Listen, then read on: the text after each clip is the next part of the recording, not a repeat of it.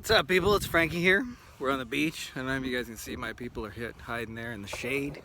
It's hot as balls.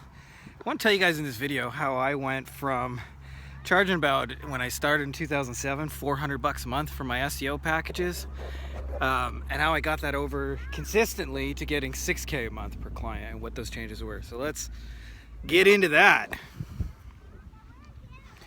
So, you know, one of the things you discovered if you run an agency is that pricing itself is a little bit arbitrary, right? A lot of it is based on what you can get, right? Like when I started with $400 a month, it was just some magic number that sounded psychologically satisfying to me. It seemed like a lot of money. I'm gonna walk in the water because the sand is hot as fuck. And I'm barefoot here. So I started with $400 a month, and it was just some kind of like psychologically satisfying number, and people took it.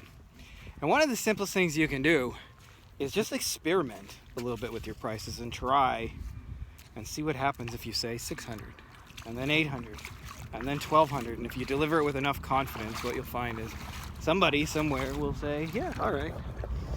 But I'll tell you the biggest thing that actually makes a difference in your pricing. And I should say there's two big things that make a big difference. The first has actually nothing to do with your service itself, and it is who you do it for. So in the beginning, I used to work with a lot of beginning sort of like doctors. I had some successful ones in there as well, but most of my clientele were mostly just starting out, struggling in business, and they were kind of depending on my SEO to be this magic bullet. And it's interesting, as I began to work with more and more successful doctors and eventually more successful lawyers, what you find is they expect high-end professionals to charge for it. And if you actually work with a really, really successful person and you tell them your service is, you know, $400 a month, they won't think it's any good.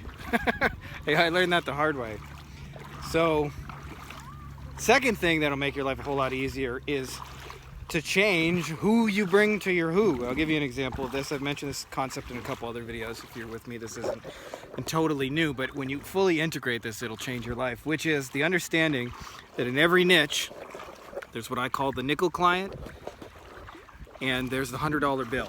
And the more you focus on bringing your client's $100 bill. So an example in the plastic surgery niche, if somebody gets a mommy makeover, they might do a whole bunch of surgery all over that person's body, and they might charge $40,000 for that.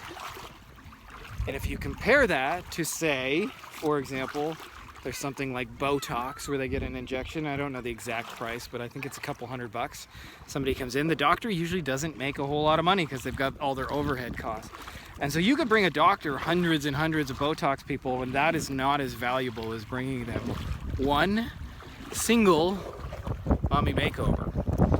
So one of the simple things you can do to make your life easier is not just focus on who you bring in the door as raising your value and being more high-end, but also to focus on bringing a better who to your people, because a lot of times we forget how overworked, how busy a successful local business owner is, or even whether they're online, and think that they just have all day and they automatically just want more people. But like, for example, having worked with a lot of dentists, a dentist spends all day bent over somebody's mouth hurting his back. So when you say, I'll bring you more patients, it might sound good to you, but in actuality, to that dentist, more people actually sounds just as much like a curse.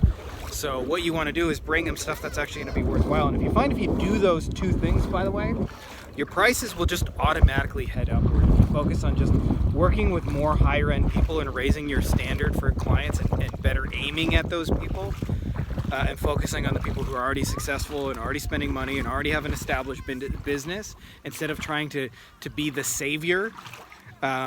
The more I realize, you know, we don't help losers win. You know, not saying everybody who is not successful is a loser, but you get the idea. We help winners win more. And when you understand that, you'll want to work with bigger winners and help bigger winners win even more. And you'll make more money doing it. And then the more you help those bigger winners bring in their biggest wins, your fees will just go automatically up without any price resistance. It's actually very interesting. When I used to charge $400 a month, I used to have to do proposals galore and now those kind of things. But at $6K a month, it's just like, yeah, let's go ahead and get started. Go ahead and send me the invoice. So I hope that's helpful to you guys that are undercharging, because a lot of times I know you want to raise your prices, but it's not going to be done by just inventing a new service. I see my lady's butt over there, so I'm going to go chase the butt. We're going to go actually probably head home now. We had a nice full day at the beach. And make sure to subscribe if you guys aren't already. So may the force be with you.